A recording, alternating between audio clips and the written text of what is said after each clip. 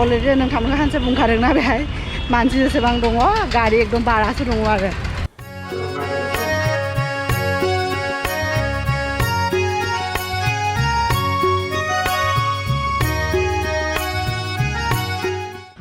Good morning लोगोफोर दिनै आं अफिस थाङाखै आं सुटि लादों दिनै अफिसाव बारा खामानि गैयामोन आरो ओरैनो मैया आं बाहाय खामानि फोजोबनानै फैदोंमोन आरो दिनैखाय बिराद थांनो बाबाय दिनैखाय दिनै आं सुटि लादों आरो ओरैनो माबा मोनसे होननानै सुटि लाबाय आरो ओरैनो सुटि लानाय होनना बाहाना मारिदों बेयो दिनै सिखारनानै आं एफा खस्थ' खालामनानै सिखारबाय जि आंबो जि सिखारनो बादोंमोन आरो सिखारनानै आं ओंखाम संबाय आं बे खुमब्राजों पनिर जे दंमोन बेखौ बानायबाय ओंखामबो पुरा बानायबाय टिफिनाव सोगोन आरो अब्ला बेबिया जिरायगासिनो ओमफ्राय थांगोन ना थाङा बिदि होनदों एसे रहिस नोंनि खामानि नोंसो मिथिगौ अफिसनि खामानि आंथ' अफिसनि खामानिखौ मिथियाना माबा दङ बायदि होननानै ओमफ्राय गाव बुंबाय आरो दिनै बारा खामानिबो गैया सानफ्रोमबोथ' आं खामानि बारा थाबा बिमाया जि खालि खामानि बारा थायोना माने जेसेबां माने बेहा प्रब्लेम जाबाबो आरो थांखायोनो आरो दा ओंखायनो दिनै खामानि गैयानो आरो ओंखायनो गाव थांनो एसे बोरैबा खालामनो आं होनबाय दे थाङा रेस्ट लादो बिदि होननानै लोगोफोर ब्रेकफास्टखौ दासो जानोसै जोङो ओमफ्राय दिनै अफिसाव थांनायनि स्पेसियेल ब्रेकफास्ट बानायना होनांदों आं ब्रेड पनिर रल आरो ओमफ्राय दाउदै आरो गाइखेर बे मैयानि बाय दालि दङमोन बेखौबो जागोन फुङावनो दालि जाना लागोन एसेल' सामस ओरैनो दोनस्लायस्लायखौ फोजोबनोसै आरो आंथ' बे जुदि फुंनिफ्रायनो बुंबाथाय आरो दिनै अफिसाव थांनायदों होनबाथाय मोजाङै लान्च बानायगौमोन ना दहायनो जेरैबायदि अफिसाव बानायोना एसे ओंखामाबो खम बानायो बिदि बानायबाय आरो बानायना अलरेडि दोनखाबाय आरो दा ब्रेड रलखौ स्पेसियेल ब्रेकफास्ट बानायना होनांदों आरो अफिसाव थाङैनि सेप्टेम्बर मान्थखौ आबैया फैबाय बे सेप्टेम्बर मान्थखौ ओरैबाबो बिराद गोलाव नांबाय थादों आरो खारन बे सेप्टेम्बर मान्थआव सानसेबो सुटि गैया आरो बेनिखाय बिराद गोलाव नांबाय थादों बेनिखाय दिनै सुटि लाबाय आरो आंना ओरैबाथ' सुटि दंखायोनो आरो जेरावबो थांनायबो जायाखैना न'आव थांनाय खोथामोन बेयावबो थांनाय जायासै बेनिखाय सुटिफ्रा दोङो ओरैनो दोनबाय थाबा केजुवेल लिभआ ओरैनो थांगोन ना बेनिखाय आं दिनै सुटि लाबाय आरो दाहाय जों फुङाव ओंखारनायनि उनाव दासो नुजाफैदों नोंथांमोननि सिगाङाव आरो एक्सुवेलि बे दाखालि रायज्लायफैदोंमोन ना बेथिं रिन'भेसन खालामगोन बेनिखाय लेन्डलर्डआ फैदोंमन आरो मिस्ट्रिबो फैदोंमोन दिनै एसे खामानि मावबाय इसोरो मावनानै थांबाय आरो इसोरो आरो लेन्डलर्डजों रायज्लायबाय थाबायना बेनिखाय ब्लग खालामनो टाइम मोनासै आरो बेनिफ्राय जोङो ओंखाम जानानै एसे रेस्ट लाबाय आं भिडिअ एडिटिं खालामबाय बिमाहाय उन्दुबाय रेस्ट लाबाय बेनिफ्राय जों सिखारनानै साहा लोंबाय बेनिफ्राय भिडिअ मोनसे आपल'ड खालामबाय बेनिफ्राय साहा लोंबाय दा जोङो बाजाराव थांनोसै आरो बाजार खालामहैनो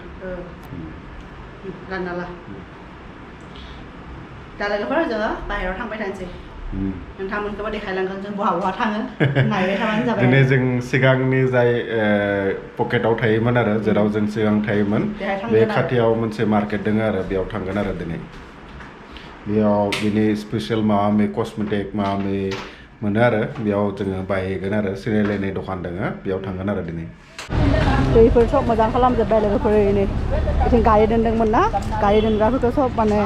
मोजां आरोबाव पाका बानायदों आरो रिन'भेट खालामदों बिराद भिर ओंखायनो बे जों थाग्रा खाथियाव आरो पुरा गारिफोरा दिनै आं सानदों आरो मानो एफा गारि बारा जादों बिदि होननानै आरो बिथिं माने सब गारि दोनग्रायाव आरो पार्किंफोरखौ रिन'भेट खालामदों आरो ओंखायनो जों थाग्राथिं नुबाय दासो खोथाया बेयाव रिन'भेट खालामदों ओरै सब रिन'भेट खालामबाबो गारि दोननो जायगा गैया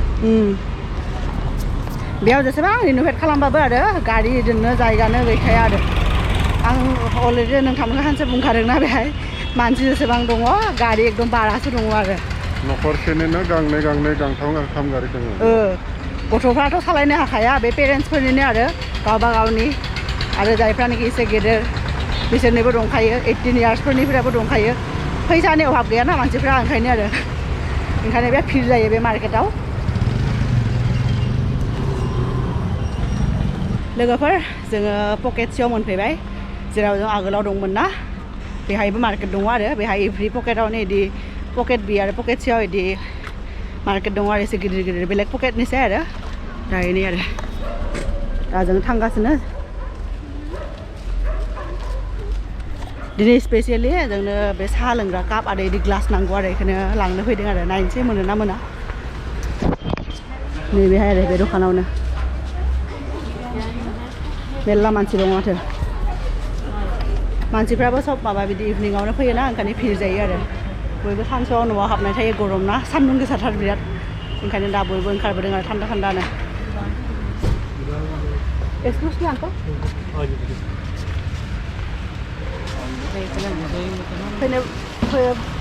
भैया ये कॉफी कप कैसे है भैया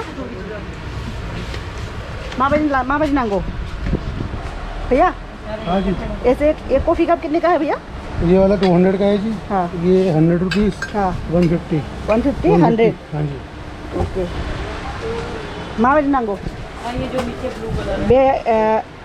बे 100 बे 150 बे 200 है ये रेड वाली बाल्टी हाँ ये ठीक है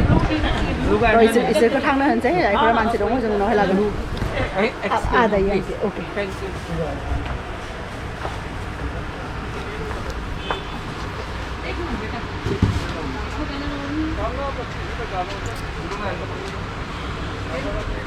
हैंडल यहाँ लगा था ना उठाओ साबुत है साबुत है बे 200 बे 100 आरो बे 150 आरो बेनो मोजां नांगौ से माबानि येल्लो कलरनि हैंडल यही जगह घर तक नहीं रहेगा बे सेम माबा सेपनि गैया सेम सेपनि माने बेनि सेपा मोजां बेयो बेलाय बे येल्लोलाय बे सेम सेपा सेम नङा वहाँ सामान है मा बेलेग बे फिसा थाइसे जोंना जोहोलावा जि पसन्द खालामबाय थादों बिनि पसन्द मथैनो लानोसै लोगोफोर बेखौ लादों ना सेम सेम 20 से छोटी है ये 160 लोगोफोर जोंना बिथाङानो चुइस खालामो आरो ओंखायनो आं चुइस खालामनो होदों आरो जि मोजां मोनो बेखौ लानोसै आरो बेखौ मोजां मोनो माथो 150 बेयो और नीचे ट्रे वाला भी आता है ये इसके नीचे ट्रे लगा हुआ है बेखौ मोनसे लानोसै मोन आरो बेबायदि मोनसे अंदर प्लेट है नीचे पानी निकल जाएगा बे मोननै अभी वैसे बड़ा टोकरा लो लेकिन पानी रहेगा नीचे निकलेगा आरो नैबायदि ग्लास मोन भैया ये कैसे है 300 का 6 300 का सिंगल नहीं मिलेगा सिंगल नहीं मिलेगा भैया हमें सिंगल चाहिए था सिंगल कोई सा भी मैं नहीं चाहिए नहीं होगा कोई दूसरा सेट है तो दूसरा सेट दिखा दो भैया मिल जाएगा सिंगल ये दो मतलब पानी पीने के लिए मिल जाएगा सिंगल हाँ, ये होगा ना ये कितने का है भैया ये हो गया जी 75 ये थोड़ा ये गंदा नहीं हुआ है ये वो तो धुल जाएगा जी सिंगल रखे होता है वही टूट जाता है भैया वॉश हो जाएगा एक ही पीस है ये हाँ सेट टूट जाता है ना भैया कई बार तो एक ही करके भेज देते हैं दो मिलने से अक्सर है दिलाऊं भैया और एक हो तो देख लीजिए एक एक ही है चौड़े हैं बाकी हाँ लोगोफोर बे कापखौ लाबाय दा ग्लासाथ' सेटसो दङ ना सेट नाङा आरो जोंनो अनलि सिंगल मोनबा लागौमोन आरो दा आरो बे आंनि सिनाखि बे कस्मेटिक्सनि दखान दङ बेहाय थांगासिनो आरो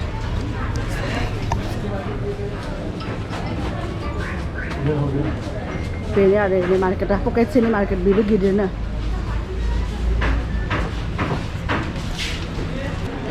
भैया भैया कैसे कैसे हुआ बढ़िया आप बनाए कहाँ पे रह रहे हो हम लोग पॉकेट में मैं बहुत दिन आके ना वो साइड मेरा टाइमिंग गलत था हाँ टाइम तो लगा आके मैं बहुत दिन बंद घूम के गए अभी कहाँ रह रहे हो आप पॉकेट में पॉकेट ए में रह रहे हाँ हो जो वहाँ यहाँ से जो शिफ्ट हुए ना तो वहाँ पे है वही हाँ भैया क्लास सर तो छोटे बड़े हो मेरा तो बाल तो पतला है ना तो थोड़ा टाइट वाला लंबा वाला हाँ, जैसा। लंबा वाला। हाँ भाई खांखाई के लिए लानसे लोगोफोर कैमरे में कुछ बोल रही हो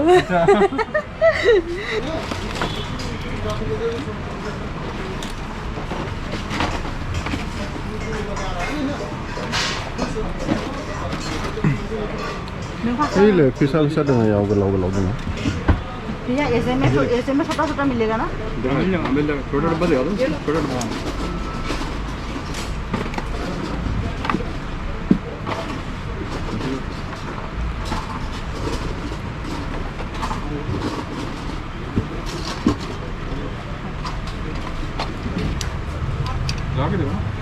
ini pergi saka Biyao berawal मतलब घर दे रबड़ हाँ डबल बराबर क्योंकि ना जब से आपसे लिया ना तो दूसरे जगह से मैं तो जाती नहीं तो वही है अलग है हाँ और हाँ ये है और एक अलग कलर का दीजिए व्हाइट नहीं चाहिए वो पिंक कलर के है ना ये कलरफुल वो ये नहीं वो वाला बड़ा वाला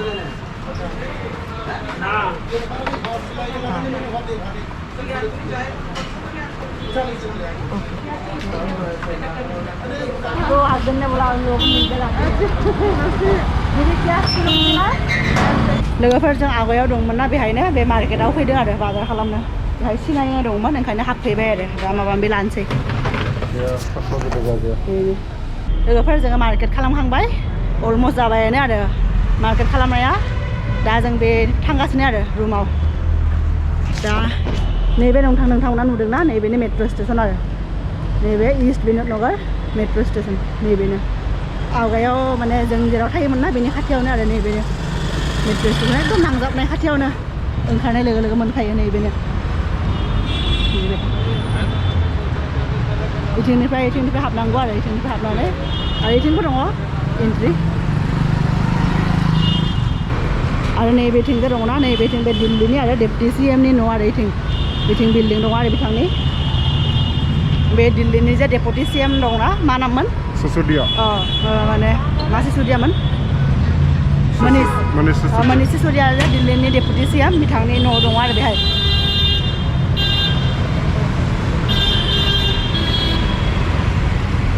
बापरे जी भीड़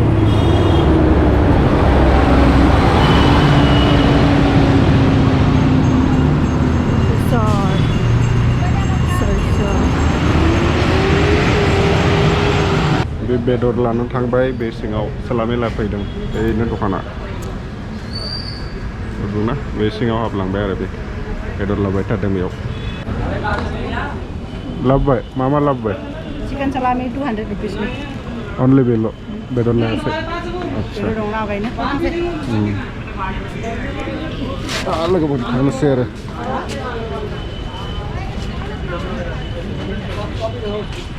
कॉफी है मिक्सिंग यार आधा ग्लूज कराई दो हाँ दे दो आधा किलो ये आपके पास मीठा वाला कद्दू नहीं होगा ना ये वाला है ये हम नहीं खाते भैया ये मीठा है नहीं ना इसलिए नहीं खाते हम बेहाय मोजां माने माबा मोनो आरो भेजिटेबल्स मोनो ओंखायनो लानोसै आरो लोगोफोर अर्गेनिक टाइपनि आरो मोजां नैबेथिं मुला लाबाय आधा किल' ओमफ्राय बे गोजा मैगङा ओमफ्राय पालें बिदि दङ आरो बेखौ लानोसै आरो लोगोफोर जोङो न'आव मोनफैबाय बाजार खालामबाय आरो मेल्ला बाजार खालामबाय दायो आंनि बाजारा बेल'सो लोगोफोर मेल्ला बाजारनि गेजेराव आंनि बाजारा नैबे राबार बायदों ओमफ्राय बे दुगैबाथाय बे लानांगौना बे हेयार बेन्ड बायदों नैबे खांख्राइ क्लिपखौ जोंनि खाथियाव मोननो थाङा आरो बे मोननैखौ लाबाय ओमफ्राय बे काप गंनै नैबे कफि काप गंनै ओमफ्राय बे हासबेन्डनि इनारवेर आरो गेन्जि माबा माबि बायदों आरो बियो ओमफ्राय जाग्रा आपेल ओमफ्राय मैथ्रु पियाज बिथिं मैगं दङ बेफोरनो आरो मुला ओंखारदोंमोन आरो गोदान मुला ओंखारदोंमोन बेखौबो लाबोबाय आरो जाय आबौआ मुला लाबोयो बे आबौआ फुरा अर्गेनिक लाबोखायो आरो जाय फार्मनिफ्राय लाबोयो बिनि भेजिटेबल्सफोरा बिराद मोजां आरो टेस्टि जायो बेनिफ्राय लाखिबाबो बिदि हामा जालाङा आरो जायफोरा हासार होयो बारा केमिकेल होयो बिसोरनि मैगंफोराथ' थाब हामा जालाङो ना हासार होनाय मैगंफोरा थाब हामा जालाङो नाथाय बे आबौनि मैगंफोरा थायो आरो सप्तासे लाखिनो हायो फ्रिज सिङाव सोना दोननानै आरो दा बिसोरनिफ्राय लाबोबाय आरो दिनै मुला गोदान नुबाय बेनिखायनो आं सानबाय आरो दिनै मुला जाहैगोन होननानै आरो दिनै जायाबाबो गाबोन मोनजागोन आरो गाबोनथ' अफिस दङ ना गाबोन आरो थांनांगोन गाबोन मोनजागोन आरो दा लोगोफोर दिनैनि बे भिडिअखौ बेसेयावनो फोजोबनोसै आरो जोङो दा फ्रेस जानोसै दासो मोनफैबायना रुमाव दा मोजाङै आखाइ सुना लानानै बेनिफ्राय ड्रेसफोरखौबो चेन्ज खालामनोसै आरो ओइ काप लाबोदोंमोन ना कफि काप गोदान लाबोदों आरो जोंनि पुराना कफि कापफोरा माहाय बोरैबा जालांदों ना जाबाय 2 इयार्स बारलांबाय जों जेब्ला दिल्लीयाव फैदोंना फार्स्ट दिल्लीयाव फैबानो होमबानो बायदोंमोन बाया गोलैयाबो बायाबो ओंखायनो बिदि जाना दङ केयारफुलि इउज खालामबाय थादोंमोन ना बेनिखाय बायाखैमोन आरो माबा कालारफोरा बोरैबा जालांदोंमोन ना फेद जालांदों बेनिखाय आंनो इखौ होनबाय थादोंमोन आरो गोदान बायना लाबो होननानै बेनिफ्राय दिनै थांबायना नुबायबो बेनिखाय लाबोबाय आरो दा लोगोफोर दिनैनि बे भिडिअखौ बेयावनो फोजोबनोसै आरो नोंथांमोना मोजां मोनदोंबा लाइक खालामबा जोंनि बे भिडिअआ आरो गोदान मानसिनाव मोनहैगोन आरो नोंथांमोना जेसेबां लाइक खालामगोन भिडिअफोरखौ जोंनि बे भिडिअआ आरो गोदान मानसिफोरनाव थांगोन आरो सहैगोन आरो बिसोरबो नायनो खाबु मोनगोन आरो होमबासो जोंनि चेनेला ग्र' जागोन आरो आसा खालामो नोंथांमोना जोंखौ बिदिनो सापर्ट खालामगोन आरो दिनैनि बे भिडिअखौ बेयावनो फोजोबबाय आरो नोंथांमोनखौ जोङो लोगो मोनसिगोन जोंनि नेक्स्ट भिडिअ बाय बाय लोगोफोर बाय बाय